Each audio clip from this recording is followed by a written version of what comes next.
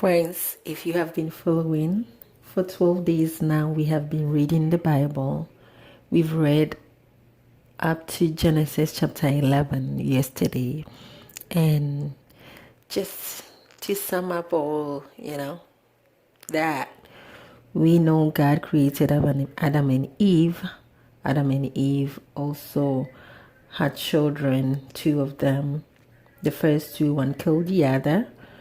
And God gave Adam another son, Seth. Seth had children, descendants for Adam. And it is through Seth that Noah was born. Noah is a descendant of Seth, Adam's son. And, between Adam and Noah, there is 10 generations. We all know Noah. Noah also had children. His children had children, and it's 10 generations between Noah and Abraham. As yesterday we read Genesis chapter 11, that's when we began to hear the story of Abraham and his family. So just to, give you the idea of the familiar names that we know, there's a lot of people that came in generations that some of them we don't hear about often. Those that we hear about are, Adam and Eve, and we hear about Noah, we hear about Abraham often. And Noah, as I already said, between Adam and Eve and Noah is 10 generations. And then between Noah and Abraham is also 10 generations. So it's something interesting to keep in mind. Now, specifically yesterday, we learned that after the flood, Noah and his children having children and men being born, people are living, and people at that time started to move, from the east. They started to live wide on the earth. And as we've been, industrious, building and doing things. The people came together, which was a good thing. They all came together. They united. The Bible said they were speaking one language, and they planned to build the tallest tower, or the greatest tower ever, all the way to reach up to the heavens. And God saw it. They said, well, the people are one, and what they've decided to do, nobody can stop them. So God confused them. They confused their language, and I guess they couldn't understand each other building the tower, so they couldn't continue with the plan. I don't think there was anything wrong with them building the tower.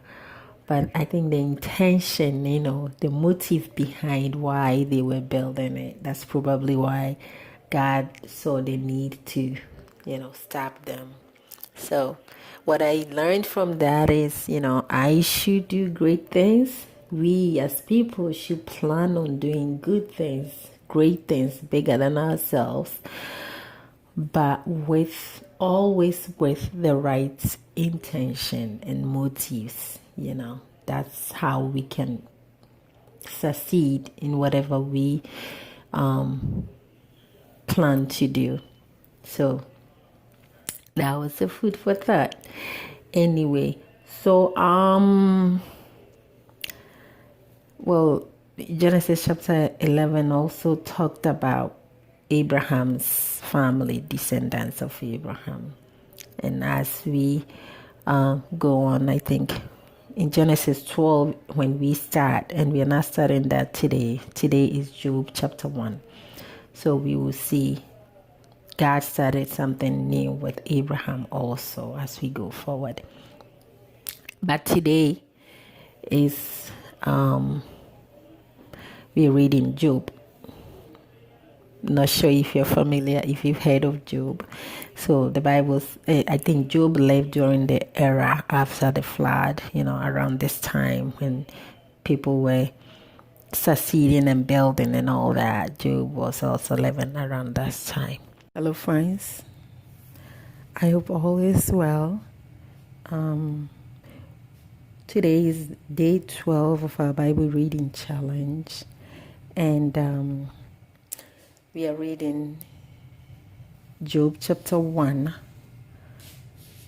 So if you're ready with your Bibles, please let us all open to Job chapter 1. There was a man in the land of Uz whose name was Job, and that man was blameless and upright, and one who feared God and shunned evil. And 7 sons and 3 daughters were born to him. Also, his possessions were 7,000 sheep, 3,000 camels, 500 yoke of oxen, 500 female donkeys, and a very large household, so that this man was the greatest of all the people of the East. And his sons would go and feast in their houses, each on his appointed day, and would send and invite their 3 sisters to eat and drink with them. So it was, when the days of feasting had run their course, that Job would send and sanctify them, and he would rise early in the morning and offer burnt offerings according to the number of them all. For Job said, "It may be that my sons have sinned and cursed God in their hearts." Thus Job did regularly. Now there was a day when the sons of God came to present themselves before the Lord, and Satan also came among them. And the Lord said to Satan, "From where do you come?" So Satan answered the Lord and said, "From going to and fro on the earth, and from walking back and forth on it." Then the Lord said to Satan, "Have you considered my servant Job, that there is none like him on the earth, a blameless and upright man, one who fears God and shuns evil?" So Satan answered the Lord and said, "Does Job fear God for nothing? Have you not made a hedge around him, around his household, and around all that he has on every side? You have blessed the work of his hands, and his possessions have increased in the land.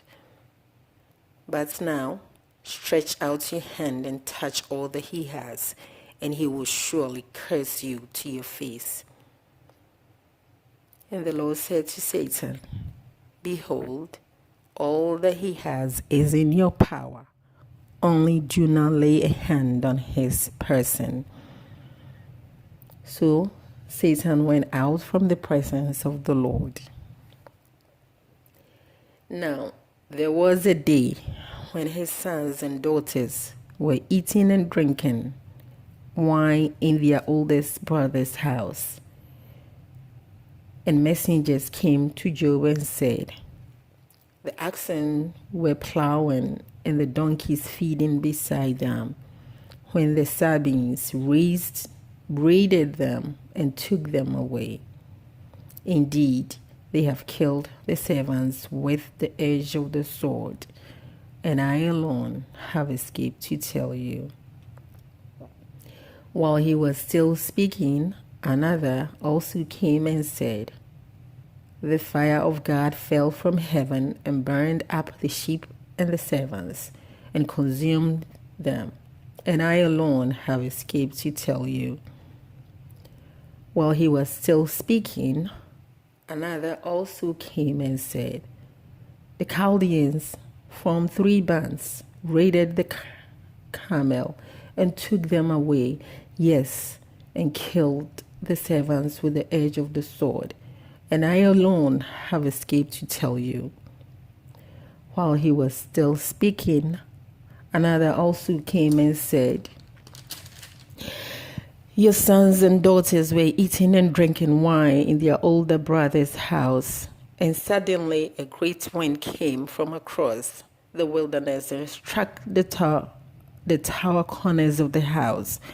And it fell on the young men, or the young people, and they are dead. And I alone have escaped to tell you. Then Job arose, tore his robe, and shaved his head, and he fell to the ground and worshipped. And he said, naked I came from my mother's womb, and naked shall I return. The Lord gave, and the Lord has taken away. Blessed be the name of the Lord. In all this, Job did not sin nor charge God with wrong. Friends, incredible, right? Tragedy upon tragedy upon tragedy.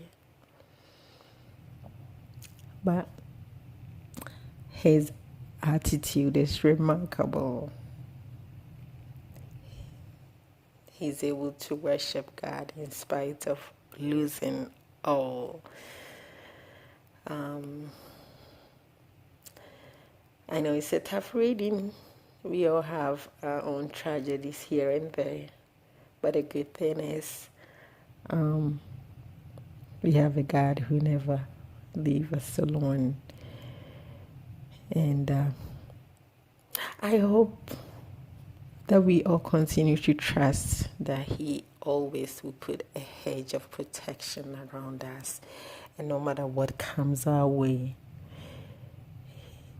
it is not to kill us, as he told Job, Satan not to touch Job's person. That means you can lose it all, but still be who you are as a beloved child of a wonderful God. God bless you, and we will come again and continue tomorrow. I hope I haven't lost you yet. Keep, let's all hang in there. Trust me, we're going to read the whole Bible with God's help. Until tomorrow, have a blessed day.